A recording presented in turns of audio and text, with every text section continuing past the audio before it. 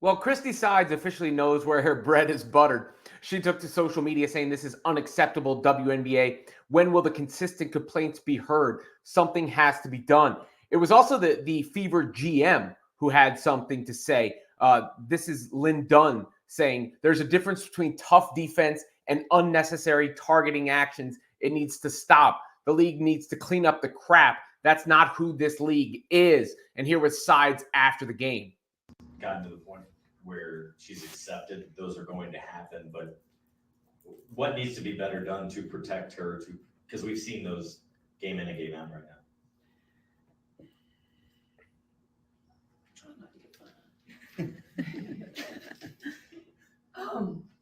We're just going to keep sending these possessions to the league and these plays, and hopefully they'll start, taking a better look at some of the things that we see happening or we think is happening.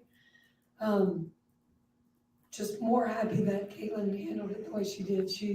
It's tough, to keep getting hammered the way she does and to not get rewarded with free throws or, just a foul call. Like she's continuing to fight through that. And that's what, appreciate that from her. Really, really proud of her for doing that. I wanted to follow up on my other video because of that and what was said by Sides there. And the other video, of course, the Jordan rules video that I put up. Check that out. Some of the commenters, I think, are taking some of it a little too literally. I didn't mean that Kennedy Carter was being respectful to Caitlin Clark by cheap-shotting her. I meant the amount of attention she's getting, the testing she's getting, the physicality and rough play she's getting, the extra defensive attention, the blitzing defensively she's getting is respect, because you don't just do that to nobody.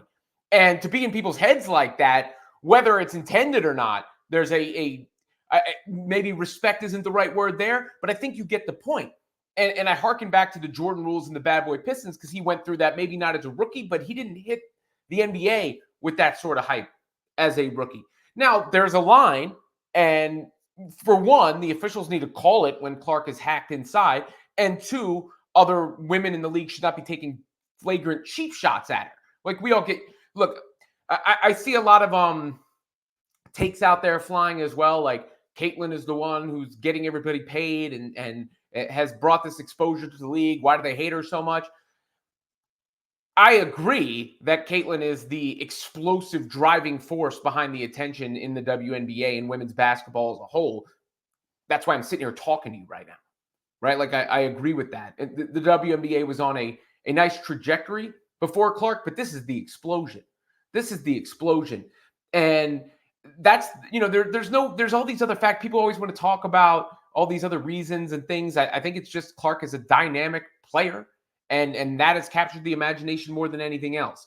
As far as the resentment, if you will, I don't think most of that has to do with some of the culture war people are saying as much as the hype.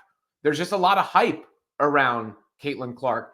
And for whatever reason, people can have a backlash to hype. It's why you see the hating on her online.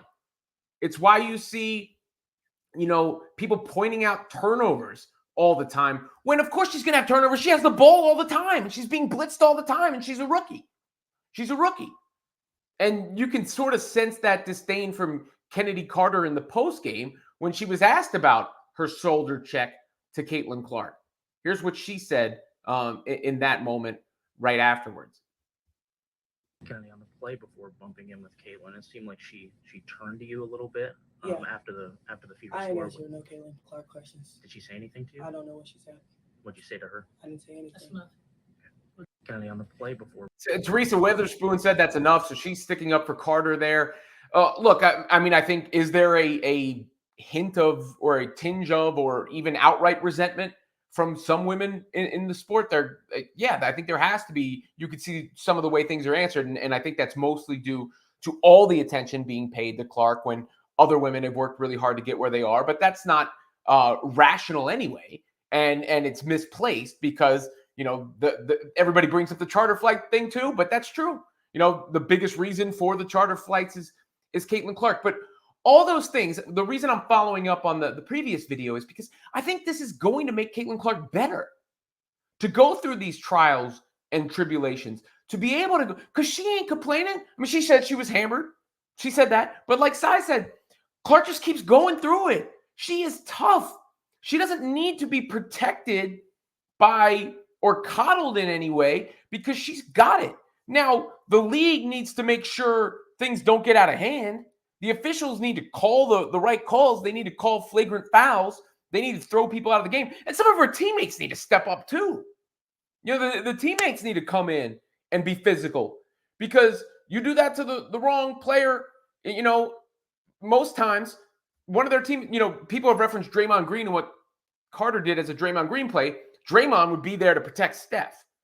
And look, Aaliyah Boston's not wired that way. She's such a nice girl, but she's big and strong. Like, you know, somebody big and strong on the Fever's team needs to get up there and bark in the opposing team's face and say, that ain't happening. That ain't flying, or we're going to hit you with that forearm shiver right back.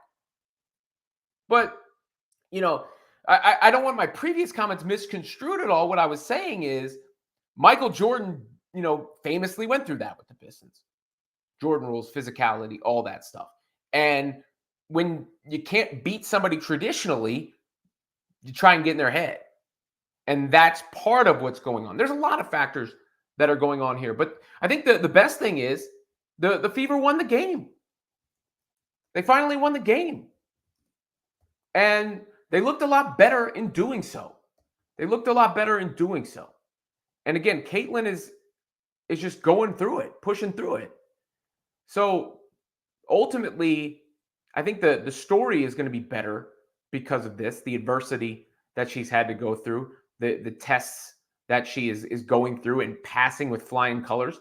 Because if they're trying to test her toughness, you know, ask Vivian's the other day about that. Clark got right in her face. You know, Caitlin's not just taking it. She's not just taking it.